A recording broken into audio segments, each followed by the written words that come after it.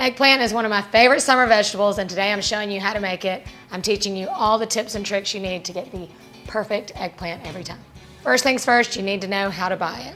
When you're looking for an eggplant, you want to choose one that is heavy for its size and that has a nice, smooth skin on it. You want to pick one that's free from wrinkles and bruises, kind of like this guy. If you can see the browning on the outside, I guarantee it's brown on the inside. You also want to avoid spots like this. You want the flesh to be nice and firm and smooth.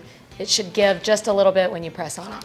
Time to prepare it. When it comes to peeling your eggplant, that's strictly a matter of preference. This recipe calls for peeling it.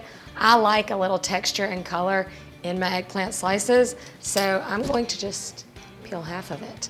I like to make sort of a striped pattern all the way around, so it kind of holds its shape a little better and gives you a little bit of texture. Just like a lot of our other fruits and vegetables, eggplant will oxidize, so you don't want to do this step too far in advance or it will turn brown. Once it's peeled, the real question is to salt or not to salt. Eggplant is full of water, so if you are frying your eggplant, that's a good time to draw out that water so that it doesn't get soggy when it's cooked.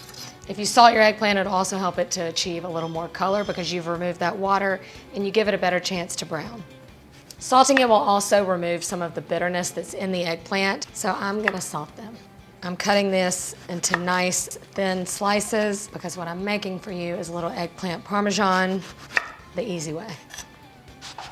Also love eggplant because it's nice and affordable. This one eggplant will go a long way for just a few bucks. It's one of the few things you can still get at a decent price. You can layer these and salt them in a colander and let it drain in the sink. I like to just kind of arrange it over some paper towels.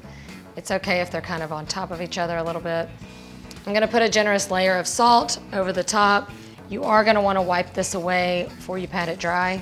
Some will argue this step is not even necessary, especially because I'm actually gonna bake this version of eggplant Parmesan, but I just wanted to show it to you because if I was frying this the traditional way, this is definitely the way I would do it because we know that oil and water don't mix. So if you are frying a bunch of water-filled discs, it's not gonna be good.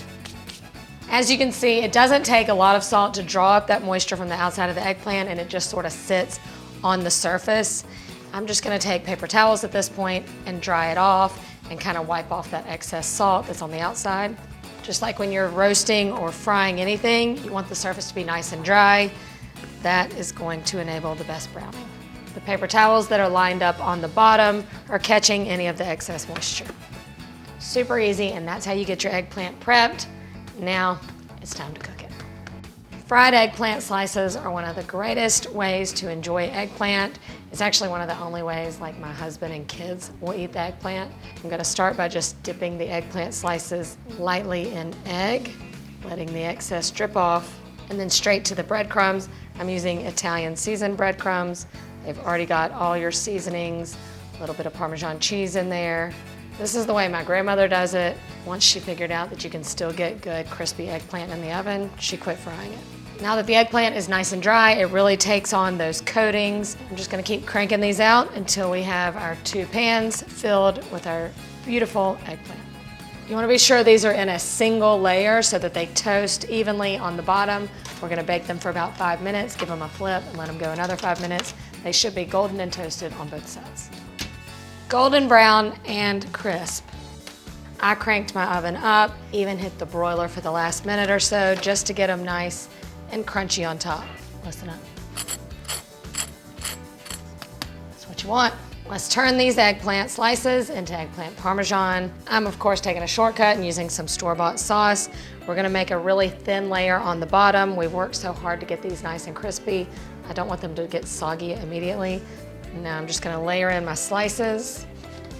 On top of that, I'm going in with some mozzarella cheese and Parmesan cheese. You don't wanna pour the sauce right over the eggplant. We're gonna create a barrier with some cheese to keep them nice and crispy. Sprinkle a little grated parm. It is eggplant parm. And then you're just gonna repeat these layers. Sauce, eggplant, cheese. And then a little sprinkle of dried basil over the top. Now this just goes in at 350 degrees for about 30 minutes or until everything is just bubbly and melty. Ooh, this looks good. crispy and creamy at the top. I'm gonna top it off with some fresh basil because that's the way I like it. Oh yeah, I can just feel the perfect bites going on. That looks so good. What's not to love about eggplant? At this point, it has taken on all the flavors of the sauce. It's just like a little sponge. It's got that good texture on the outside, gonna be soft and creamy on the inside. Haven't had a good perfect bite like this in a minute. I can't even describe it. It's tender, it's creamy, it's a little bit earthy tasting. You've got that crunchy, salty, like Parmesan-y crust with the sauce. Yo, eggplant is in season right now. Pick you up a couple and make this. You've got all the tips and tricks to make a great eggplant dish. I hope you'll give this one a try, and when you do, don't forget to tag me. See you next time.